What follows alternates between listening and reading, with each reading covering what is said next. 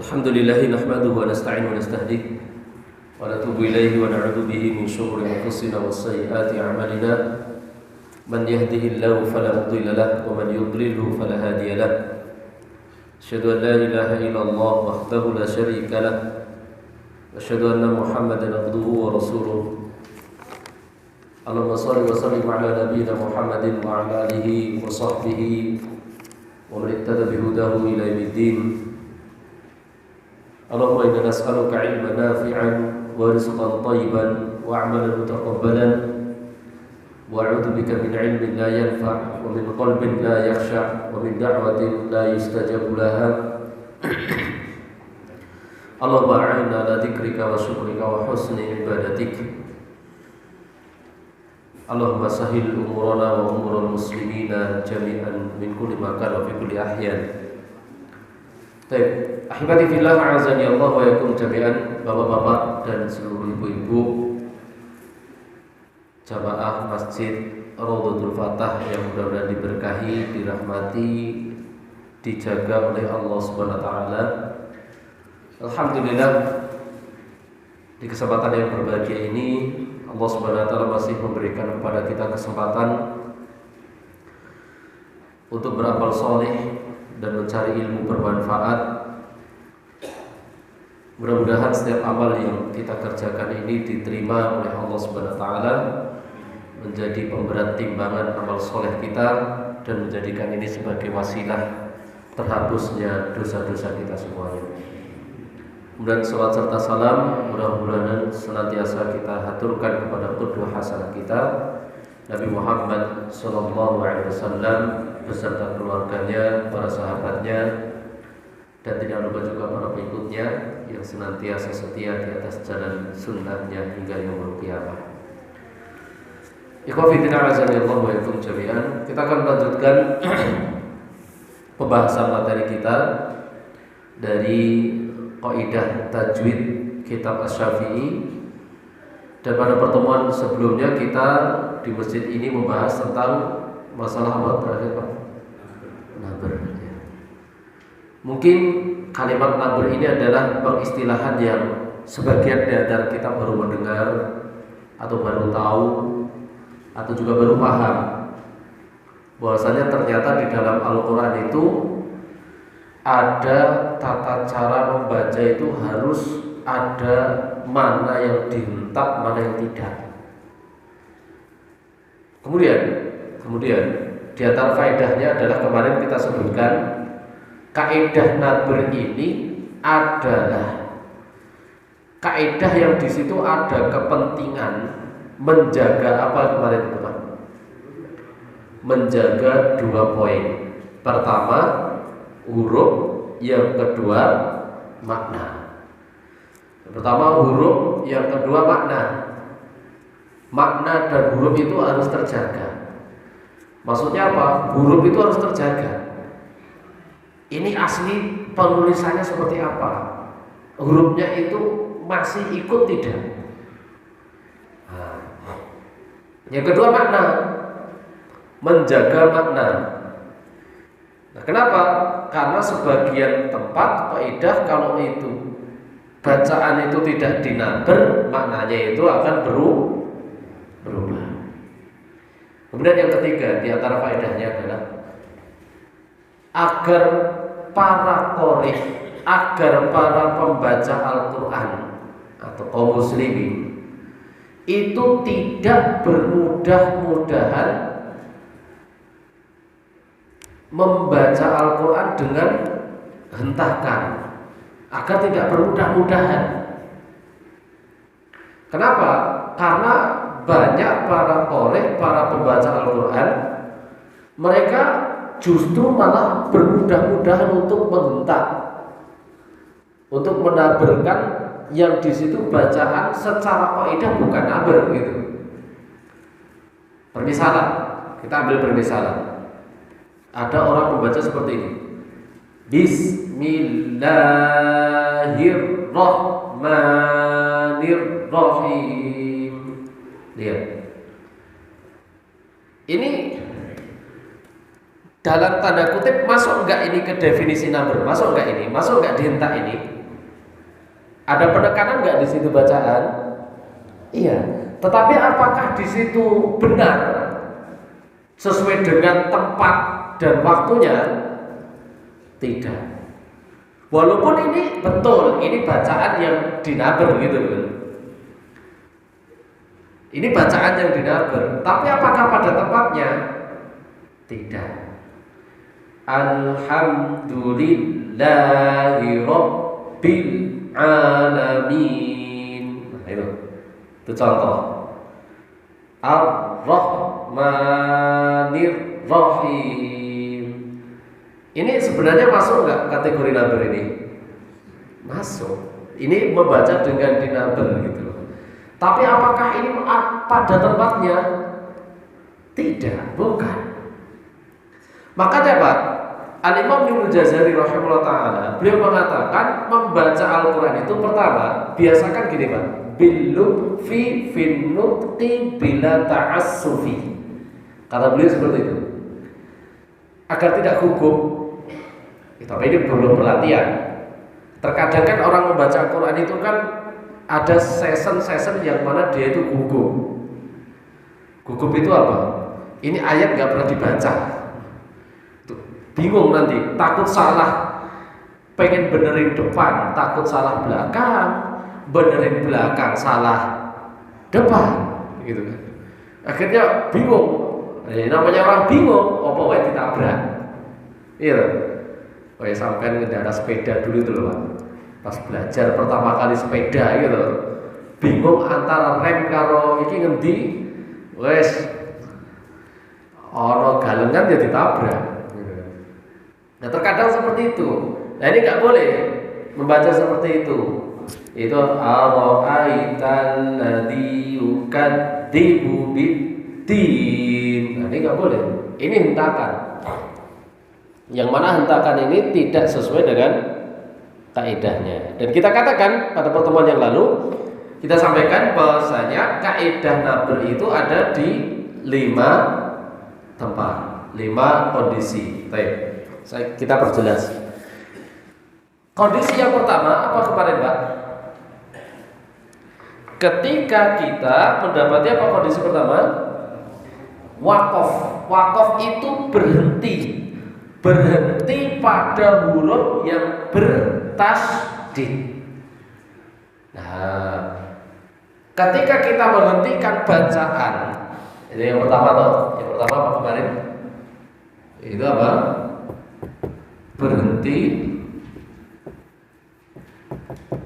pada huruf yang bertasydid. Nah, contoh apa kemarin itu? Nah, selain apa kemarin? Selain gunah dan qalqalah, yang dikecualikan di sana itu apa kemarin? Mim, nun, kemudian apa? Qalqalah. Kan gitu kan? Itu yang dikecualikan.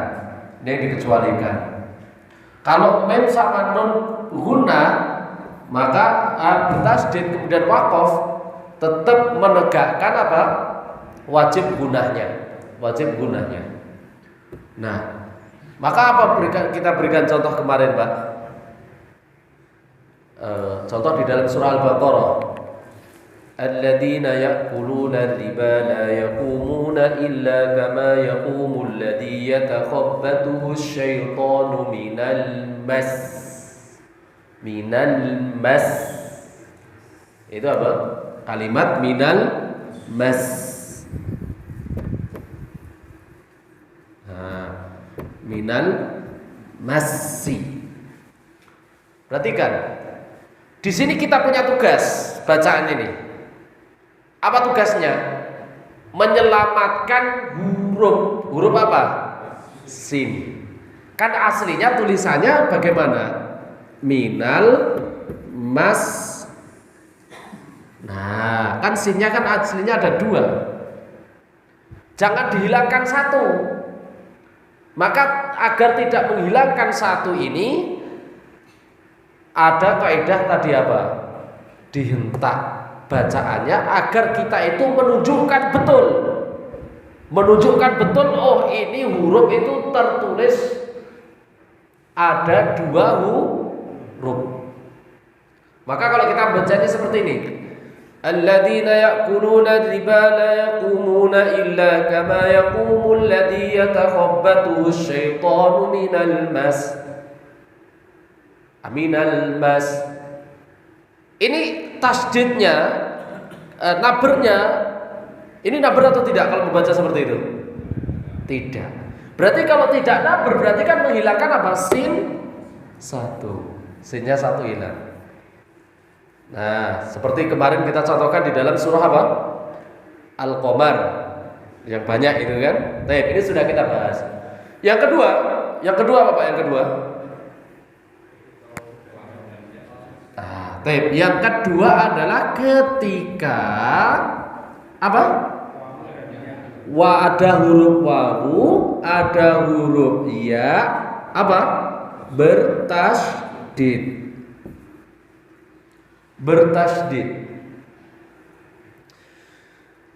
Perhatikan, saya perjelas. Perhatikan dulu ke sini. Enggak usah ditulis dulu.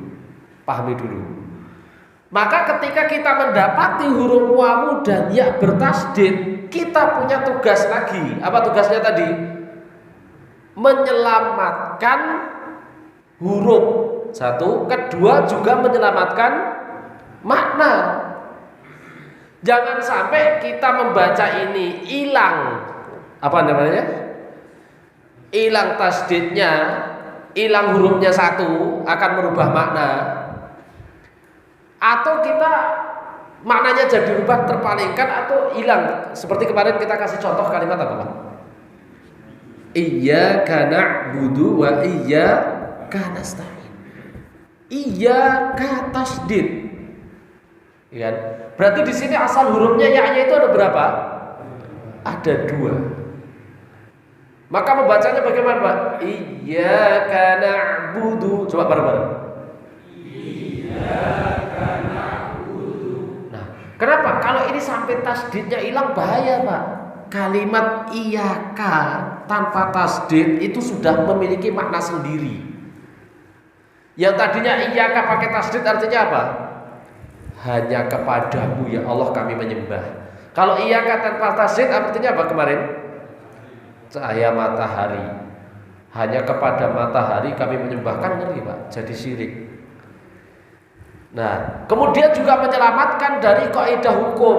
Terkadang ada orang membaca iya itu dibaca dengan idgham, itu salah. Dibaca dengan idgham. Contoh min quwwah. Fama lahu min quwwatin wala nasir. Nah, tidak boleh dibaca fama lahu min quwwatin wala nasir. Min quwwatin wala nasir. Nah, nggak boleh. Kenapa? Kalau kita membaca dengan idgham, kita bacanya seperti ini. Min quwwati wala nasir. Itu dibaca dengan apa itu? Idgham kan gitu. Kalau kita idgham berarti kita menulis huruf itu jadi seperti ini, Pak. Min kun atau kun non sukun. Quwwatin. Nah, dibaca idgham min quwwatin. Demikian juga iyyaka na'budu. Dibaca iyyaka na'budu wa iyyaka nasta'in. Kalau membaca seperti ini berarti menetapkan di sini ada huruf nun, kan gitu kan? Kalau membaca dengan idgham. Coba ini bacaan yang pertama. Dibaca ini, Pak. Bagaimana, Pak, ini yang membaca ini? Membaca ini bagaimana ini? Iyyaka na'budu, coba. Iyyaka na'budu. Coba kalau yang kedua bagaimana? Nah, kalau ini kan baru masuk itu kok. Iya. Nah, in dalam bahasa Arab itu artinya apa? Jika. Nah, itu sudah berubah arti, berubah makna. Maka pentingnya menerapkan kaidah nabr. Baik. Kita masuk, ini sudah dibahas ya. 2 poin ini sudah dibahas di awal. Kita masuk di poin yang ketiga. Apa poin ketiga? Yaitu ketika intiqal. Intiqal itu adalah ketika pindah. Dan ini hanya terjadi pada mad lazim. Yang ketiga adalah ketika berpindah dari huruf mad kepada huruf pertama dari huruf yang bertasydid. Itu huruf yang pertama pada huruf yang bertasydid. Nah, ini terjadi hanya di mad lazim ketika intiqal, pindah. Ketika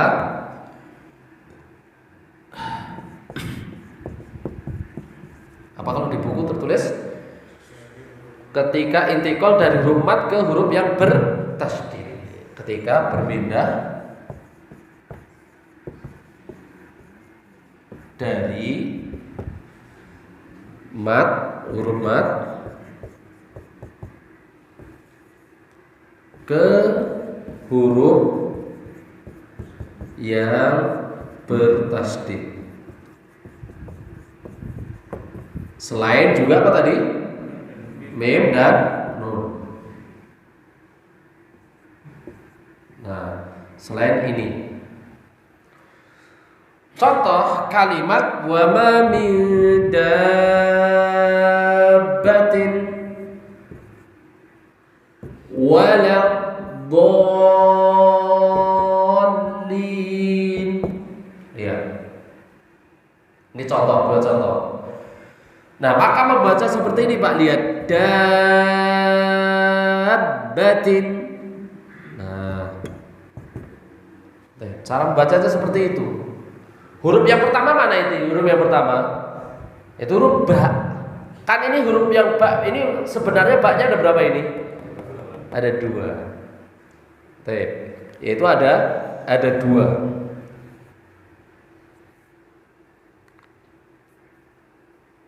Itu ada 2. Sama dhalin. Ini yang bertasydid huruf apa ini yang bertasydid? Huruf lam. Gitu kan lamnya. Sebenarnya lamnya ada berapa ini? 2. Yang pertama dhad itu ada tasydid betul, tapi tasydidnya itu karena ada alif lam. Nah, cara membacanya dabbatin bukan dibaca seperti ini, salah. Dabbatin. Enggak. Karena ini ba ini ada 2. Sebelumnya ada mad. Maka hati-hati betul.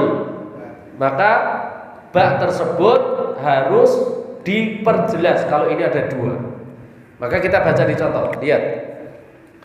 Dabbatin. Coba.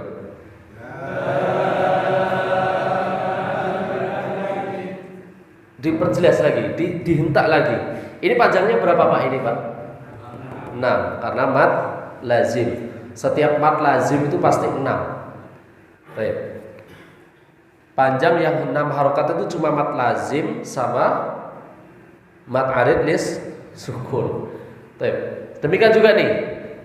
Nah, kadang para imam terkadang kurang paham tentang hukum ini, hukum nabr di kalimat waladhdallin. Maka waladhdallin ini adalah kaidahnya nabr, dihentak ketika masuk lam. Bacanya waladhdallin.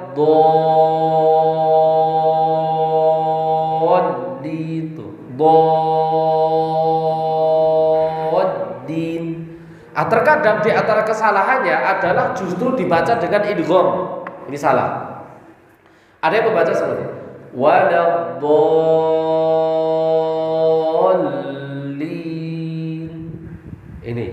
Ini nabr atau tidak seperti ini? Tidak. Banyak enggak ini seperti ini? Banyak. Belum paham. Maka dihentak dhaddin.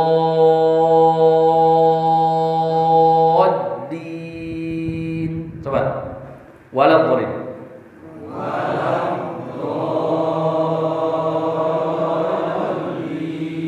Di antara kesalahan yang kedua, terkadang merubah harokat Merubah harokat itu seperti apa? Di matnya. Terkadang matnya terubah. Seperti ini contoh. Waladhdall. Doal. Itu tidak tepat. Maka ingat, dulu pernah kita sampaikan bahwasanya hukum alif itu mengikuti huruf sebelumnya. Ini sering kita sampaikan. Hukum alif mengikuti huruf sebelumnya. Kalau huruf sebelumnya isti'la, maka alif mat itu jadi isti'la. Gitu.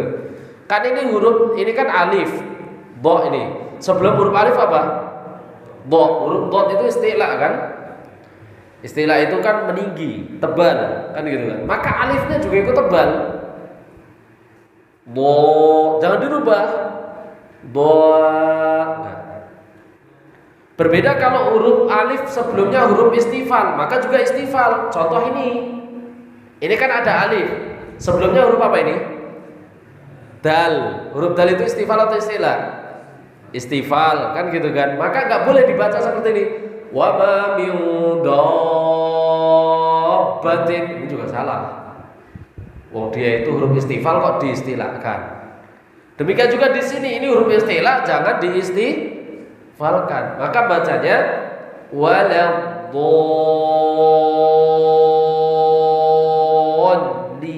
Tuh, ada hentakan dhallin. Ada. Coba ulangi waladhdallin.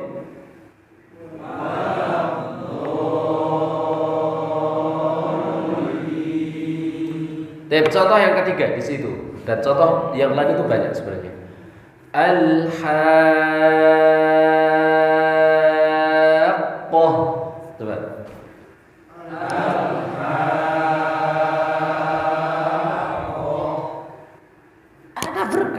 Dinaberkan. Qaf ketika masuk perpindahan ke ha ke qaf itu dihentak.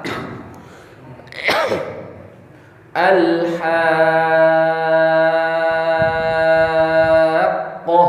Hakata. Al-haqqah. Baik. As-sakhkhah.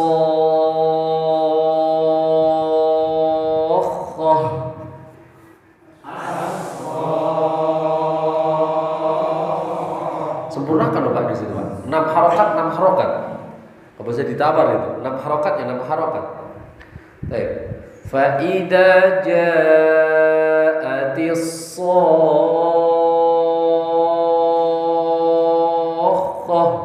Ada hentakan. Sakhkhah. Coba.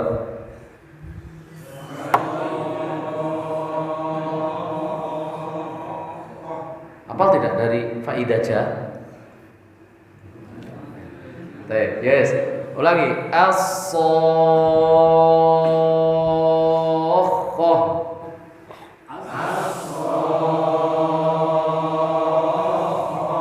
Baik, lihat.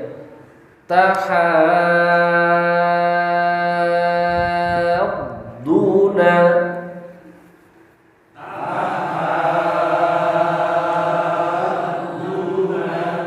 6 harokat. Wala tahadduna.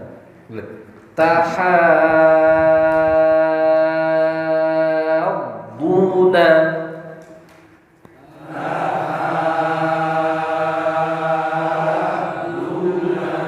Baik. Paham nggih? Ini di kondisi keberapa ini? Ketiga, yaitu apa? Ketika perpindahan dari huruf mat ke huruf yang bertasydid selain mim dan nun. Apa contohnya mim? Fa idza ja'atit tammatul kubra. Maka kalau mim dia memiliki sifat guna, maka tidak boleh tom, enggak boleh. Tapi tammatul kubra. Kata. Baik, ini kondisi yang ketiga. Kita masuk di kondisi yang keempat. Kita lihat kondisi yang keempat, yaitu naber, yaitu tekanan pada bacaan Al-Quran. Baik. Yang keempat adalah ketika waqaf pada hamzah yang didahului oleh mat atau lin.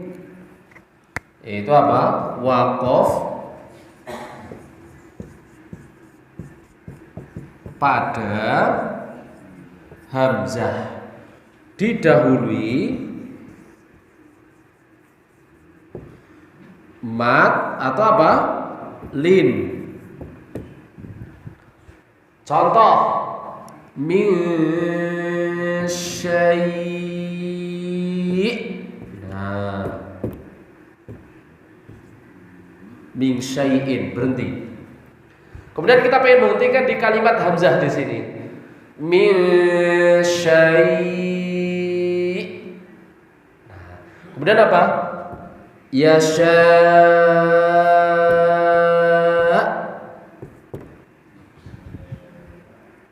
May yasha. Coba kalau contoh di situ apa? As-sama.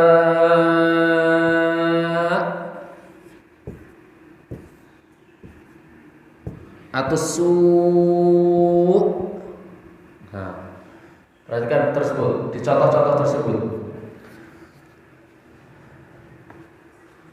Kenapa Pak? Tujuannya Pak? Kenapa kok harus dinaber? Apa alasannya? Nah, agar kita tahu alasannya. Nah, jadi boleh dicatat yang belum tahu. Kenapa kok alasannya kalau hamzah berhenti yang didahului mat atau didahului lin, kok harus dinaber? Kok harus dinaber? Apa alasannya?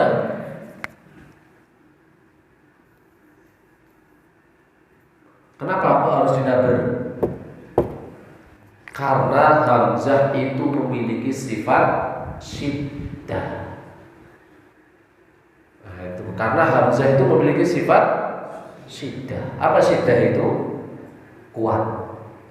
Kedua, biar terpisahkan mana hamzah wasol sama hamzah layyinah.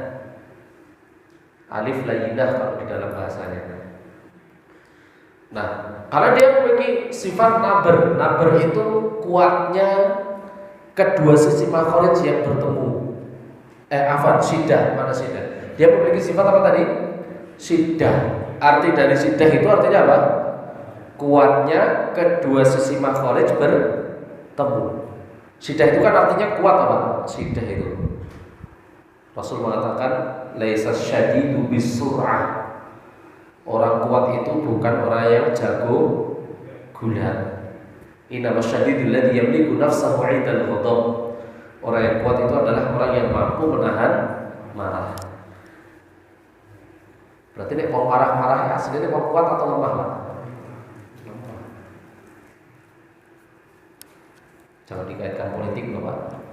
Tidak sampai. Enggak ada di sini. Baik.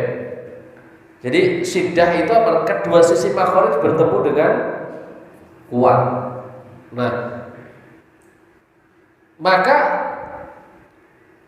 jaga sifat dari syiddahnya huruf hamzah. Ya sya. Nah, kemudian apa? As-sama. Biar tidak hilang. Ya sya. Hilang. Coba kalau tidak dikuatkan. Coba.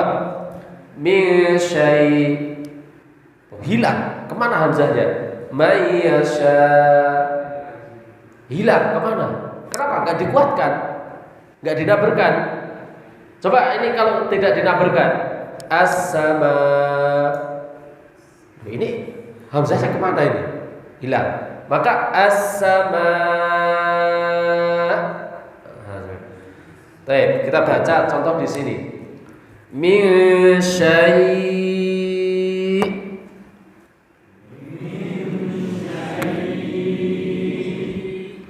may yasha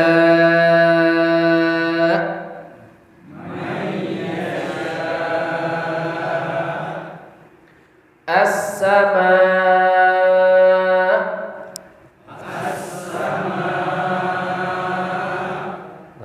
Minsu.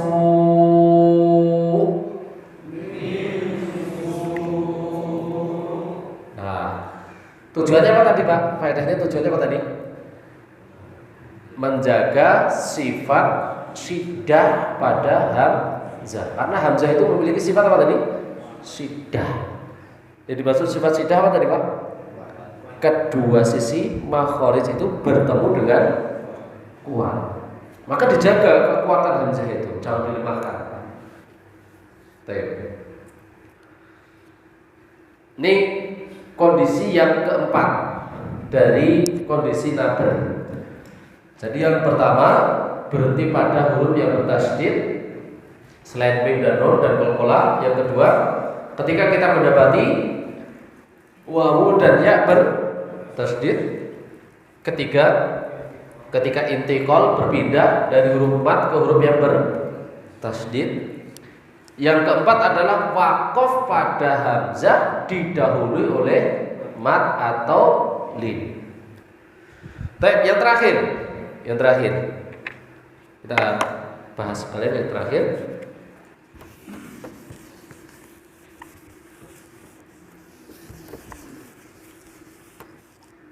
Yang terakhir kondisi naber. Yaitu ketika ada alif tasniyah.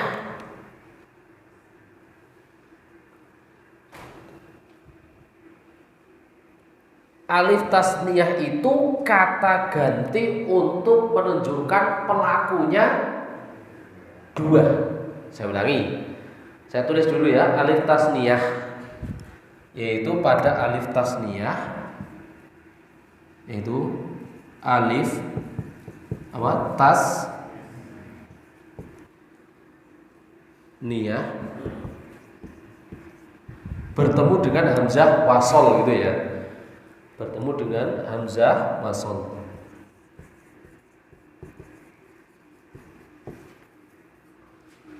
Hamzah wasol.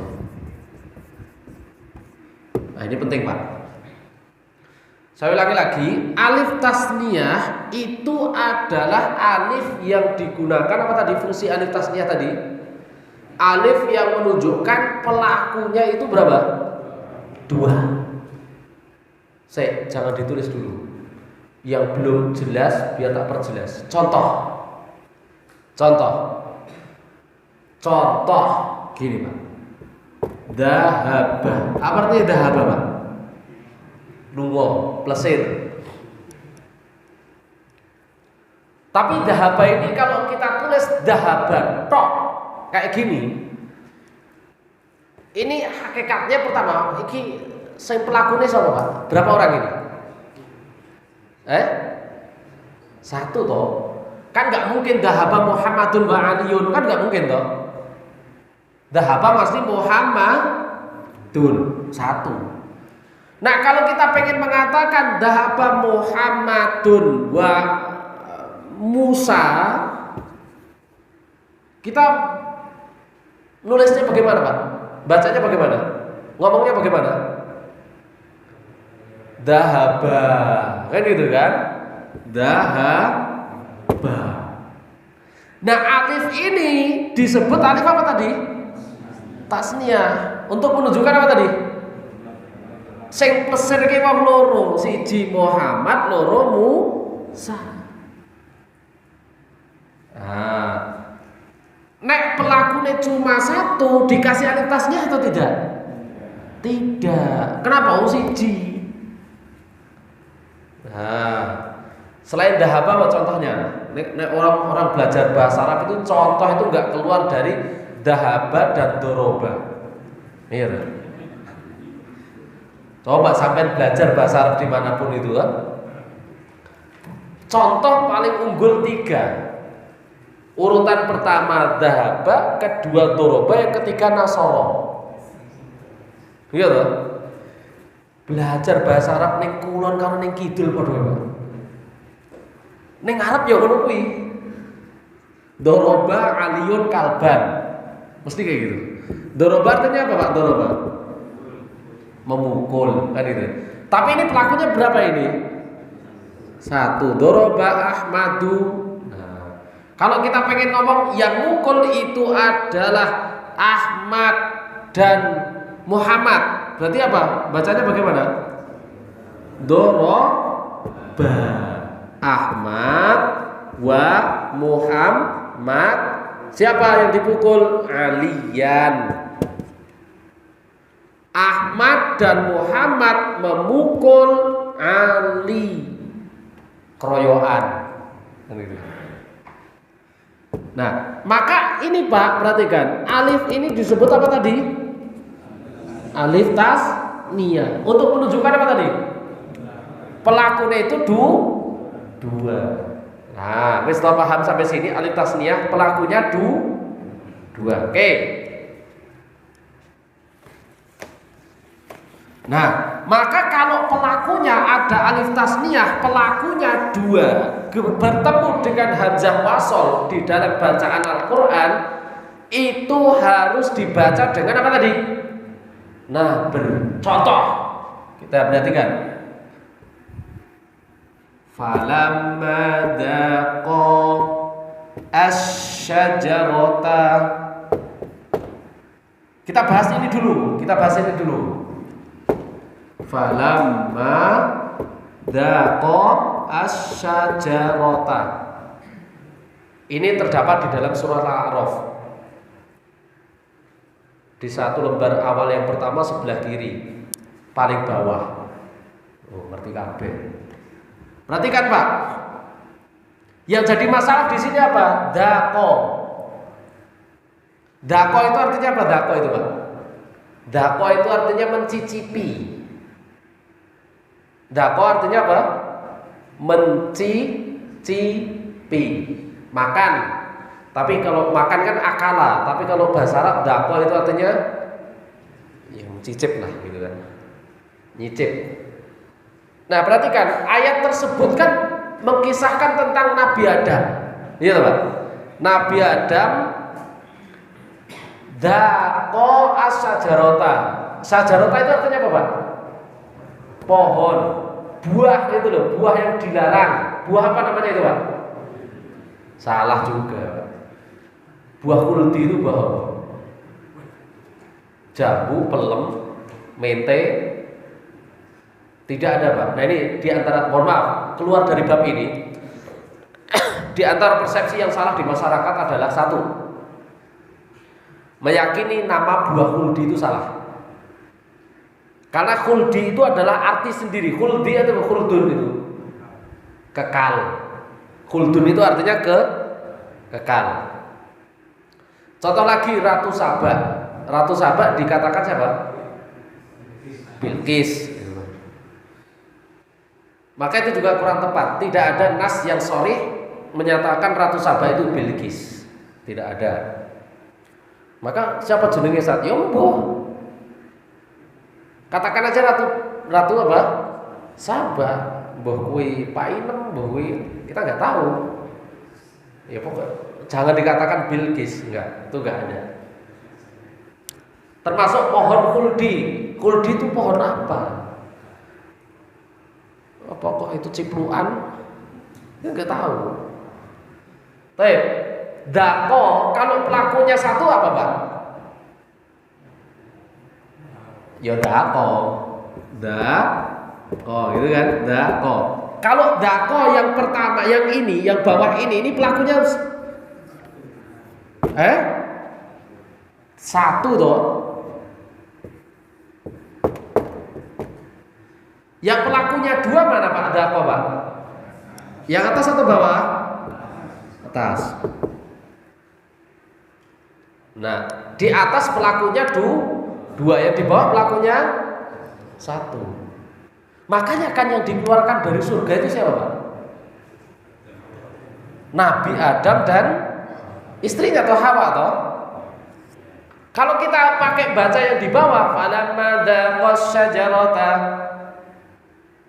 Daqas syajarata, kalau yang di bawah ini berarti yang makan cuma siapa? Satu toh. Siapa Nabi Adam. Berarti istrinya nggak ikut makan toh. Nah kalau istrinya nggak ikut makan berarti nggak diusir, masih di surga toh. Karena istrinya ikut makan, makanya istrinya ikut diusir. Mana tandanya tuh? Dako dua. Makanya kan alhamdulillah diusir dua-duanya, Adam dan Hawa. Dan ini Adam tok lah. Kan nanti Adam ketemu Bambang. Allah menciptakan Adam dan Hawa, bukan memasangkan Adam dan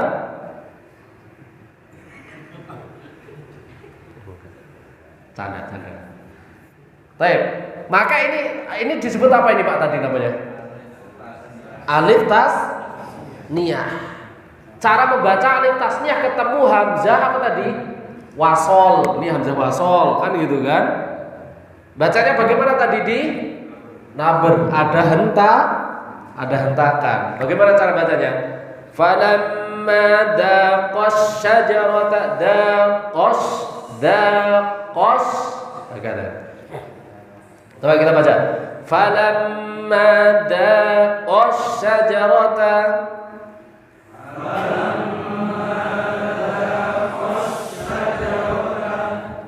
Baik. Demikian juga wastabaqal baba di dalam surah Yusuf. Lihat. Wastabaqa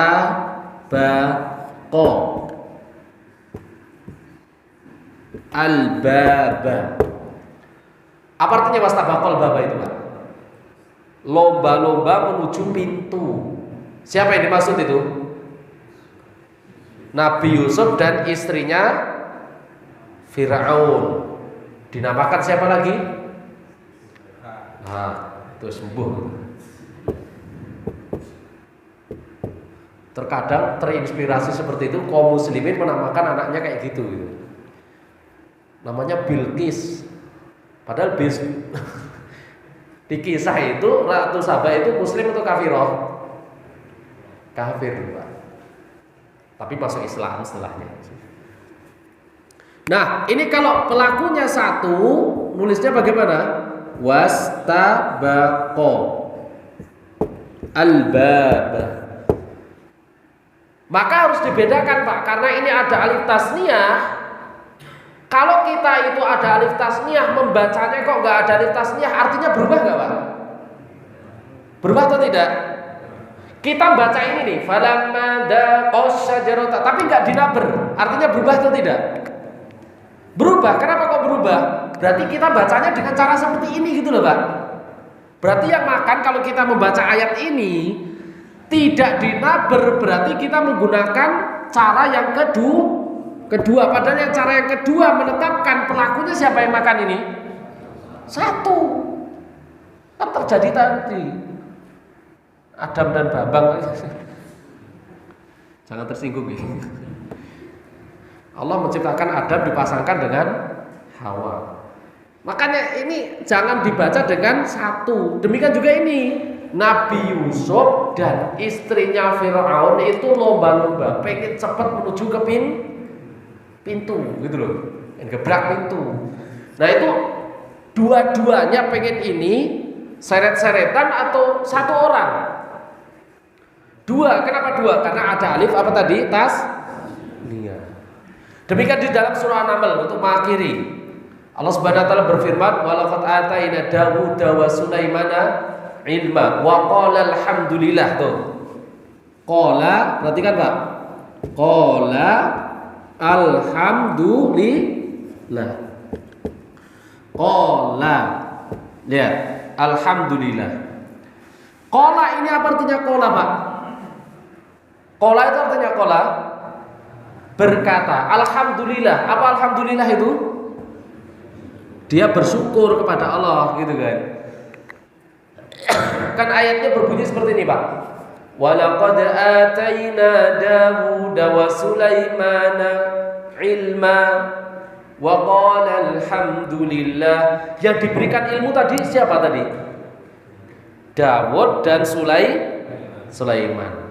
Kemudian dua-duanya atau satu orang yang bersyukur mengucapkan alhamdulillah. Alhamdulillah kan kalimat syukur.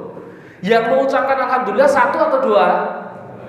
Dua-duanya bersyukur kan? Makanya di situ ada alif tasniyah menunjukkan pelaku yang mengatakan alhamdulillah itu berapa orang? Dua. Maka cara bacanya bagaimana ini? Binabar. Wa qala alhamdulillahi. Coba.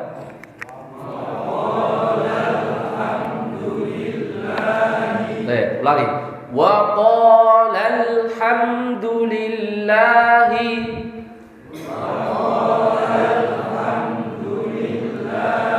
Kalau kita baca seperti ini, wa qala alhamdulillahilladzi faddalana.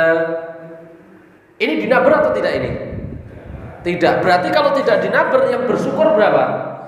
Satu. Iman Nabi Dawud, iman Nabi Sulaiman. Yang satu nggak bersyukur, berarti kan gitu. Masa Nabi nggak bersyukur? Nah, gitu loh Pak.